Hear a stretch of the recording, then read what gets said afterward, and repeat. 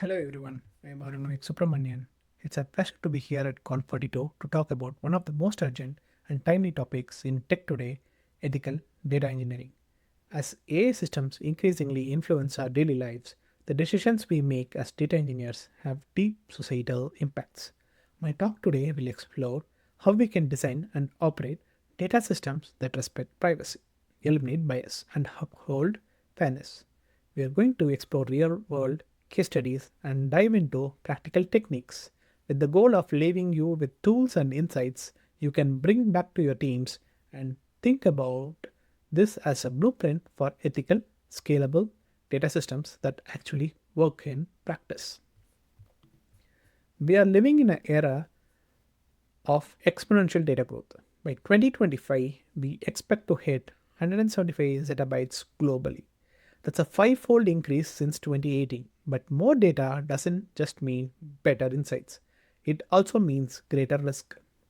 Take for example, Facebook's Cambridge Analytica scandal. Millions of users' personal data was harvested and used to influence elections. That wasn't just a model failure. It was a data engineering failure, a breakdown in governance, consent, and ethics. As engineers, our responsibilities are expanding. It's no longer acceptable to say, I just built the pipeline. We are also responsible for understanding the societal implications of the systems we create. So, nearly half of engineering teams are working with generative AI reporting privacy issues. Specifically, that model can output sensitive information or identifying information. This isn't just a technical problem, it's an ethical and legal one. For instance, a chatbot trained on internal company data once leaked social security numbers when prompted cleverly. We can't rely on black box models to do the right thing. We must enforce privacy at the data level. This is where the techniques like differential privacy, federated learning, and careful data labeling come in. Bias in AI is not limited to model design. It can creep in at every stage of the data pipeline, from collections to pre-processing to labeling. Let me give you a powerful example. A recruiting algorithm trained on resumes ended up penalizing applications that include the word women's, as in women's chess captain. Why? Because the training data reflected past hiring patterns that favored men. This shows how deeply bias can be baked into data. We must actively design processes that detect and correct such issues before they reach production. Let's look at two main strategies for privacy preserving techniques. One being like differential privacy, which offers mathematical guarantees by adding noise to outputs. For example, Apple collects usage statistics from your phone using epsilon values between 2 and 4. This adds enough noise to mask individual data while preserving aggregated trends. Meanwhile, Google's wrapper systems uses values as low as zero point 0.3 to protect search and usage data. These are real-world scalable systems. On the other side, data anonymization techniques like k-anonymity ensures that any individual data is indistinguishable from at k-1 others. Combining these approaches, anonymization plus differential privacy offers much stronger privacy protections. So now let's talk about how are we going to address algorithmic bias and how do we fight it systematically. First, treat fairness checks as an ongoing process. One-time audits don't work. Second, apply intersectional analysis. For example, a credit scoring model might appear fair by gender or race independently, but still disadvantage black women due to the intersection of race and gender. Only 29% of the organizations currently test for this. Third, use automated tools to flag imbalances in feature correlations and model outputs. In healthcare, general fairness metrics missed clinical relevant biases in 47% of applications. Domain specific understanding is key. Now let's look at a case study of e-commerce. Let's explore on this specific to recommendation engine, for which was performing worse for female users. On average, women received suggestions that were 18% less aligned with their preferences than men. After digging in, they realized the training data was skewed towards male purchase behavior. They corrected this using stratified sampling, fairness aware feature engineering, and model retraining. The disparity was reduced significantly and customer satisfaction scores improved across the board.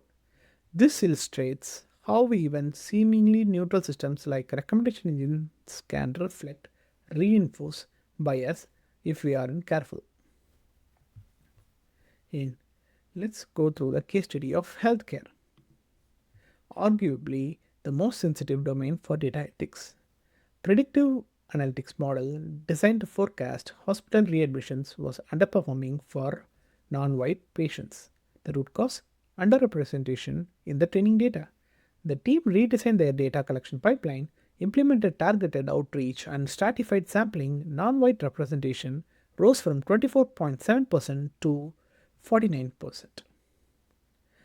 They then applied federated learning to protect patients' privacy across 5 institutions and used synthetic data generation by GANs to supplement rare subgroups. These changes cut performance disparity by 68%. That's not just fair, it's clinically better. Now let's talk about ethical gates. How do we implement them? Ethics isn't a separate step, it needs to be baked into every stage of the pipeline. Think of it as the 4 gates. Collection gate: are we collecting data ethically with consent and appropriate representation? Processing gate: are our transformation introducing bias? Output gate: are the outputs privacy safe and fair? Monitoring gate: are we continuously evaluating deployed systems for emerging risk? This ethics by design model mirrors privacy by design and helps prevent ethical failures beyond they occur. Now, documentation and transparency. These are like 2 important things that we need to talk about when related to bridging the ethics and accountability. When we log data lineage from original source through transformations, we create a transparent system. But we must go beyond technical details. What trade-offs were made? What biases were discovered? What limitations remain? For example, if your dataset excludes users under 18 due to consent rules, note that's a limitation that could affect generalizability. Tailor documentation for your audience. Technical teams want reproducibility. Regulators want compliance. End users want clarity. And let's talk about interdisciplinary collaboration. Ethical systems are built by diverse teams. Engineers bring technical rigor. Ethicists translate principles to policies. Domain experts provide contextual nuances. For instance, in an education app, collaboration with teachers revealed that an AI tutor was reinforcing gender stereotypes in math problems. This wouldn't have been caught by engineers alone. End users, especially from vulnerable communities, must also have a seat at the table. They can flag issues others miss because they live with the consequences.